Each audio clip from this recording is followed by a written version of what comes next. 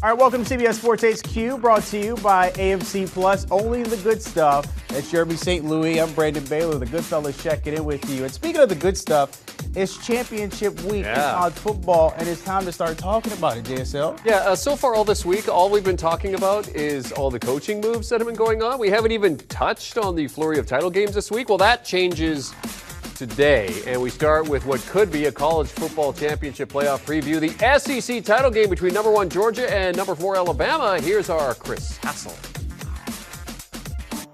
It's the game of the year in college football, and we've got it on CBS. Top-ranked Georgia against defending champion Alabama for the SEC championship and a spot in the college football playoff. It's been an unpredictable season everywhere except in Athens, Georgia. The Bulldogs have been unflappable. After opening the season by shutting down Clemson, it's been one boat race after another. The Dog defense, one of the most dominant we've seen in recent college football history. But they haven't faced an offense quite like the Bryce Young-led Crimson Tide.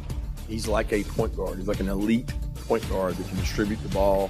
And when he's dribbling down the court, he's got the ability to throw it over there, and then he can make you miss. For Alabama, it's been about survival. A surprising loss to A&M and several more close calls, and many are thinking there's a definite gap between the top two teams in the SEC. But it's hard to ever bet against the greatest coach of all time. It'll be a tremendous challenge for our players to play well. We've got to have the right mindset and good preparation all week long to be able to do that. Motivation isn't short on either side, especially for Georgia. They haven't beaten Alabama since 2007, and they haven't won a national championship since 1980. And it was Bama who kept them from snapping that title drought 4 years ago. The Tide coming back from 13 down at halftime to force overtime and then walk off with the national championship. That following season, very similar circumstances in the SEC championship. Georgia again held a 2-touchdown lead, only to see the Tide rally for the win. Is this the year Georgia finally gets over the hump? Can Saban and Alabama make it 7 straight against the Dogs? Everything on the line Saturday afternoon in Atlanta.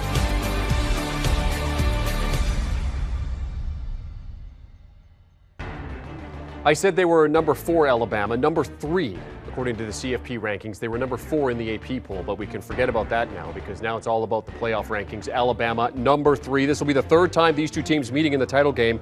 First time since 2018. Georgia opened as 4-point favorites at Caesars Sportsbook. That's now ballooned to 6.5. The over-under dropping from 51.5 to 50. Tied 4-1 against the spread in their last 5 games where they were the Dogs, and over 5-0 in Alabama's last 5 SEC title game appearances.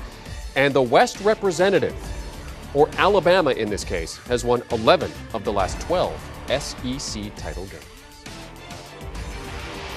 For more on the game and our SEC Super Preview, we now welcome in former quarterback and longtime CBS Sports college football commentator Gary Danielson. Gary, great to see you. Okay, so this game is the one that we all predicted when the season started, the game we all wanted when it all began. How excited are you to see these two go at it for the SEC title? I'm sitting in the best seat in the house, and I've been doing it for a while. It's my 16th in a row, and they've all been memorable. They've all been consequential. And this year we have another one. It's, you never know how these things are going to break. You're leading with the highlights from past matchups with Georgia and Alabama in particular have been great football games. Aaron Murray leading Georgia down, completing a pass to lose the game on the 5-yard line. The SEC game where Georgia had the lead and Tua goes out of the game and Jalen Hurts comes back in to save Alabama was a memorable game. But in these games, and I got to believe, teams need a villain. And the villain for Georgia has been Alabama. And they got to be ready to play this game. I mean, what Alabama has taken away from Georgia, and now they have a really good football team that they think they're the best team in the country. This should be one they're really looking forward to. And it's all about staying focused on the prize at this point for Georgia. We've been hearing that all season long. Stay focused, don't lose it. Gary, you know the cliche, defense wins championships. Georgia has been riding the country's best defense all season long. What makes this defense so good as they get set to face the Tide? I was watching last year's game actually this morning again for the second time. And what struck me right away was that Alabama a year ago had 5 first-round draft picks on offense playing in that game. And then their center, Landon Dickinson, would have been a first-rounder, but he had knee surgery at the end of the year. And the only reason Evan Neal, who's still on the team, wasn't a first-rounder is because in college football, you can't leave until you play 3 years. So they really had 7 NFL first-round draft picks of consequence. And Georgia hung with them. And this year, the same goes with this Georgia defense. If you look at them and you look at the talent all across that board, I mean, you're looking at 9 or 10 NFL players that just won't make the league, but they'll play, contribute, and help teams win championships. They got, it's no secret here. Kirby talked about it after the Florida game. You build your teams through recruiting. And Kirby has done it. He's built Georgia with talent up and down. It's one wave of great players after another on this defense. They fit together, and they are focused to play this game. They might not have played a great passing team, but, after watching what Auburn did to Alabama last week, this Georgia front might be just good enough to keep Bryce Young and crew away from even becoming a good passing game against Georgia again. They've just been so good, so many great players. Yeah, and that Alabama defense, not too shabby either. They're playing a little differently this season than in years past, stopping opponents on the rush and then, of course, getting to the quarterback at a much higher rate than they did before. Some might say with Alabama being tested these past 2 weeks, you mentioned it there, beating Arkansas by that touchdown, then sneaking past Auburn in 4 overtimes in the Iron Bowl, maybe this offense isn't what it was early on. How would you assess this Alabama offense as they suit up for the Bulldogs? Well, I think they're not. And the reason is, because of injuries in the backfield, their running game has just kind of disappeared. And 3 out of the last 4 games, let's not count a New Mexico game, this Alabama team has really struggled to run the football. So it's all gone to the passing game. That's where they live, and that's where they could die. If they are one-dimensional against this Georgia front, that could be troublesome. Now, they're really good at it. And, I think to really move the ball effectively against Georgia, you have to pass. But if they can't run at all, and if they have trouble, with this front at Auburn, as we looked at the highlights right here, Georgia is just as good and perhaps obviously better at a few positions, but you're going to get this Alabama offensive line is going to have to match up, or no matter how good Mechie is, no matter how good Jameson Williams is, or how good Bryce Young is, a one-dimensional offense is going to be troublesome, I think, for Alabama. They must run the ball better than they did against Auburn. One of those outside factoids that we'd like to key in on, Nick Saban, 24-1 against former assistant coaches, but lost that first game earlier this season when Jimbo Fisher's Texas A&M beat him. He's 3-0 against Kirby Smart, though, Gary. What can Smart take from what Jimbo Fisher was able to do to prevent Saban to going 25-1? Well, I think number one is you have to have a front that will make the quarterback uncomfortable. And Texas A&M did that. If we're specifically talking about that loss this year, they kept Bryce off his game, and eventually it was enough, even though they scored a lot of points in the game, it was enough to keep him in the game. But number two that Texas A&M did was be balanced. They could run the ball, and their quarterback played a very high level. And by the way, that's the formula that this Georgia team has. You look back at this game last year, a year ago, when a lot of these Georgia players on offense are still on the team, they ran the ball very effectively. Now, everybody talks about Stetson Bennett struggled in this game, but I just watched it. For 3.5 quarters, he matched Mac Jones pass per pass, and they were leading the game at half like they have in all 3 of the last losses.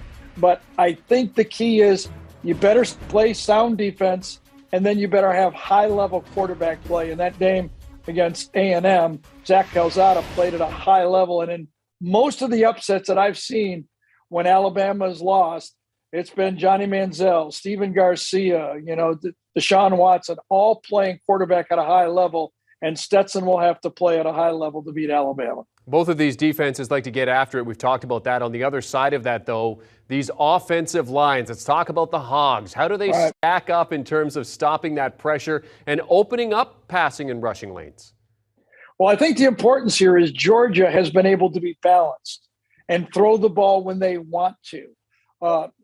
Just in last year's game, all through that game, when they were mixing it up and Todd Monken could call the plays and throw the ball when he wanted to, it was not a problem passing, pass blocking and keeping Stetson free. When they fell behind by 10 points and they tried to open it up, it did not go well. So I'm going to stick with my preview here. I think the team that's able to run the ball effectively will have the best chance of controlling the front seven from the other team. As good as Bryce Young is, I don't think he wants to go in here playing, with one hand. He needs both his right and his left hand to defeat this Georgia defense. Yeah, and one of the guys that's going to be coming at that Georgia quarterback, Alabama's Will Anderson Jr., 29.5 tackles for loss this season, just 2.5 tackles for loss away from the FBS record. He continues to be in that Heisman conversation. What will a big game here do for his Heisman hopes? Well, help him win the game, number one, and make the playoffs. I don't think if Will Anderson has a quiet night, it won't be good news for the Alabama football team winning. Now, Heisman, I don't know. I think that may be a bit far-fetched. I guess if he had 3, 4, 5 sacks and he stole the game, it might be in a year when, there's a lot of wondering and nobody's really clearly ran away with it. Maybe he comes in there and steals the game. But, who knows how this game. It could be Jordan Davis up front. He could stuff, Brad and I could be talking about the Georgia run defense, and Jordan could make 5, 6 plays, score a touchdown in short yardage situation, and the voters say we want to reward the Georgia defense by naming somebody on their defensive front. It'll make it fun to talk about, but I'll say this. It's probably going to be a quarterback, and Bryce Young stole a game last week, got the ball back, had a great 97-yard drive. It was magnificent. But Stetson Bennett is playing much better than people think. I don't think Heisman better, but I do think he's not, the label of a walk-on quarterback. I think he's outplayed that label big time this season. And to your point, Anderson obviously going to be happier to win this game and head to the college football playoff than he would be with the Heisman Trophy. Gary, let's wrap this up with the game itself. What kind of a game are you expecting in this edition of the SEC Championship? We never really know. And every time I think I got a handle on this, I was pretty sure in 2019 that it would be Georgia had a tough time stopping Joe Burrow in that offense. And that came through. Most of the time, otherwise, you're just looking for kind of like who cracks, who's going to make a big mistake. And usually in this game, and we saw it last year with Florida against Alabama, it's clutch plays down the stretch that determines who wins these games. You got to figure it's going to be fairly low scoring. Remember, I talked about the villain for Georgia is Alabama. The villain for Alabama is the knock against their defense. Everybody's saying the reason Alabama's team is not more highly rated is they don't have a typical Nick Saban defense. So I think that's got to be grinding them. Looking across the field, hearing all the talk about Georgia's defense, and that used to be their title, I think they'll be fired up and they'll be playing that all week. Really look forward to it. I say low-scoring game, 24-21, something that'll keep us all entertained for 3.5, 4 hours. Gary, it's great to see you. Enjoy the game this weekend. Thanks for hopping on with us here on CBS Sports HQ for our SEC Super Preview of the SEC Championship between Alabama and Georgia. Thank you. You'll be able to see every second of the SEC title game on CBS. It's the game of the week, and of course, you could say the game of the year. Georgia favored by 6.5 points over number 3, Alabama. First time the Tide have been underdogs, by the way, since 2015. The game at Mercedes-Benz Superdome in the ATL. That kickoff 4 p.m. Eastern time on Saturday.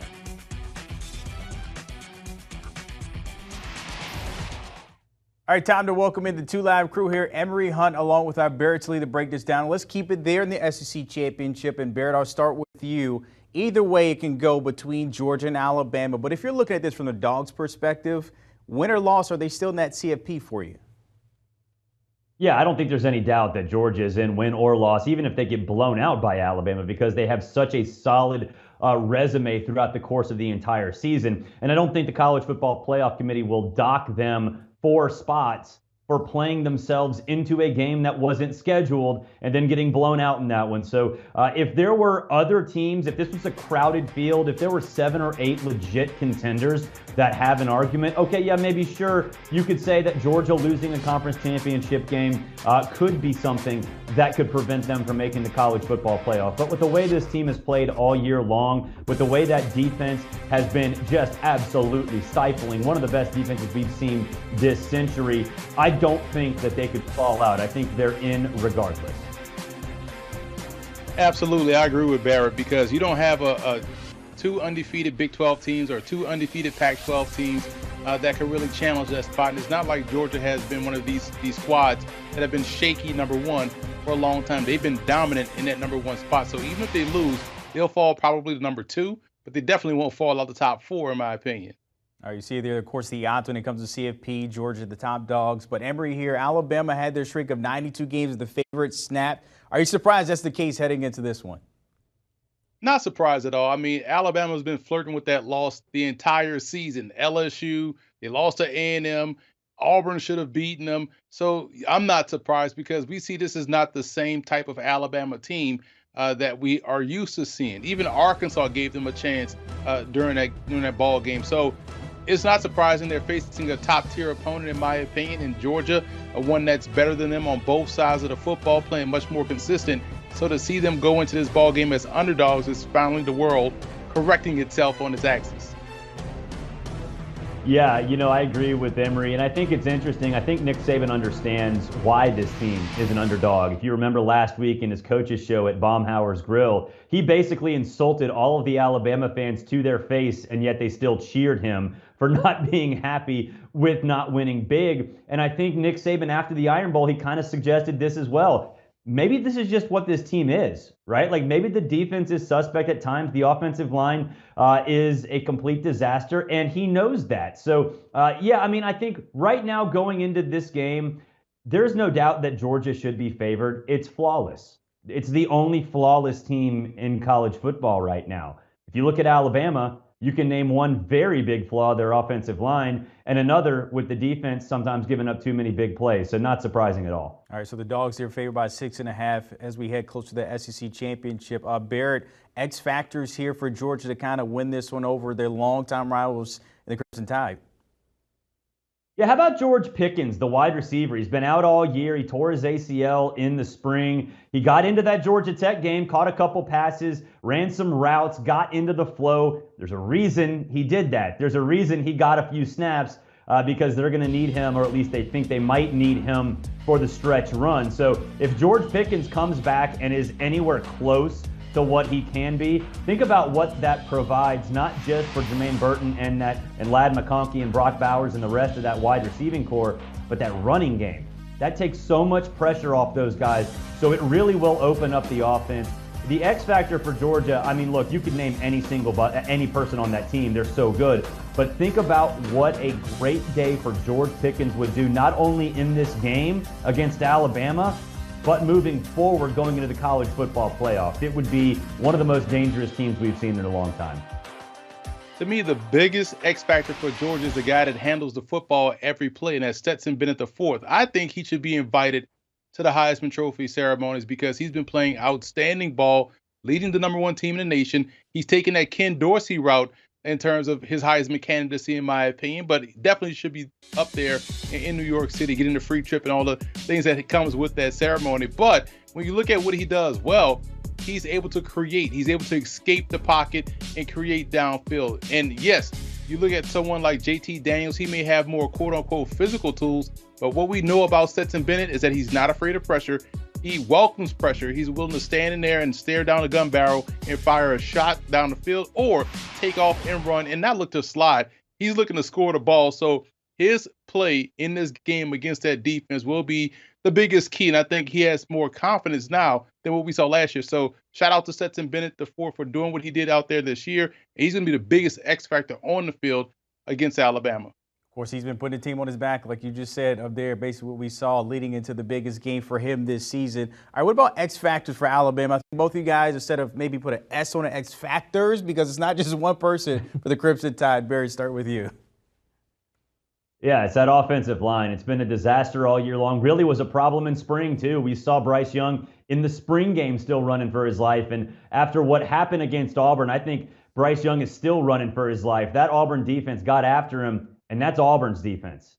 Think about what's coming down that offensive line this week with Jordan Davis and Nakobe Dean and the rest of that crew. So that offensive line for Alabama, if they're even going to have a shot at winning this game, it has to have a Herculean effort, one that it has not produced this entire season. So the X factor is the offensive line for Alabama. If it plays well, Alabama's going to have a chance. If it doesn't, you're talking about a blowout. And the best way to help that offensive line, Barrett, the short, quick passing game and spread the field. We talked about this before with Tennessee, but now you have a better quarterback in Bryce Young, better options at wide receiver for Alabama. Take a lot of pressure off that offensive line, go spread, and go up-tempo. We saw that work for them in that Auburn game late in the fourth quarter, going into overtime, with the way they were able to throw the football with effectiveness. They'll have Jamison Williams out there. They'll have their full complement of wide receivers. Don't ask your offensive line to block more than 2 seconds. Get that football out quickly and allow your playmakers to make one miss and get up the field. If that can happen, I think they have an opportunity to neutralize that pressure and take advantage of that Georgia secondary. All right, so let's get down to the nitty-gritty here, how this is going to shake out Saturday. We know Georgia's the favorite, but Bama has won the last 6 between these two in the meetings. The over-under set at 50. Barrett, how is this going to shake out come Saturday? I think Georgia wins. I think Georgia wins by double digits, and I honestly don't even think it's going to be very competitive. I think right now Georgia's a significantly better team, and right now the matchup is as bad for Alabama as you could possibly imagine. So I think Georgia gets it done. I think that defense shuts down the run, gets pressure on Bryce Young, forces multiple mistakes. I think the under also hits as well, because once Georgia gets a little bit of a lead, yeah, Kirby might leave his foot on the gas a little bit longer than he has in this building twice before against Alabama, but still, I just don't think Alabama's going to be able to score all that much. So I will take the Georgia Bulldogs to win, cover easily, and the under to hit. Yeah, this was an easy one for me. Take Georgia, lay those points with the Bulldogs, and also take the under, because I don't see a lot of points being scored in this game. But I will say this, the Heisman Trophy winner will come out of this ball game. You have a lot of candidates. Bryce Young, I stated my candidacy for Stetson Bennett IV. You have Jordan Davis as an outside shot, Will Anderson as well. So I feel like this will be a huge game for anyone that has any hopes of winning the Heisman. But I do feel like Georgia just being a better team on offense, defense, special teams, and that is going to carry them in this ball game. They'll win this one easily by double digits, like Barrett said, maybe 10 to 14 points. All right, Kirby Smart getting that W against Nick Saban. That'd be pretty good the closer we get to CFP. Fellas, always appreciate your time. Barrett Sallee and Emory Hunt breaking it down there as we get closer to the SEC Championship again this weekend, Saturday, going out at 4 p.m. on CBS, 1 versus 3. The Dogs versus the Crimson Tide. A lot of history between these two. Georgia 12-0 for the first time since 1980. That same year they won the Natty. Bama, as I mentioned, they've won the past 6 games, and they won both meetings in the SEC title back in 2012 and 2018. So get your popcorn ready come Saturday. Don't forget the conversation will continue. The Cover 3 podcast. The fellas always tapping in. Of course, championship weekend is a little bit different. Chip Patterson and Tom Fornelli discussing, of course, the other games out of the Power 5. Cincinnati trying to stay up in that CFP top 4, as well as others contending for chances to bump up in those rankings. Do you want a sports network that delivers everything that matters about the game? The highlights, the picks, the instant analysis, no yelling, no fake debates, no politics. Hit the subscribe button and never miss a moment.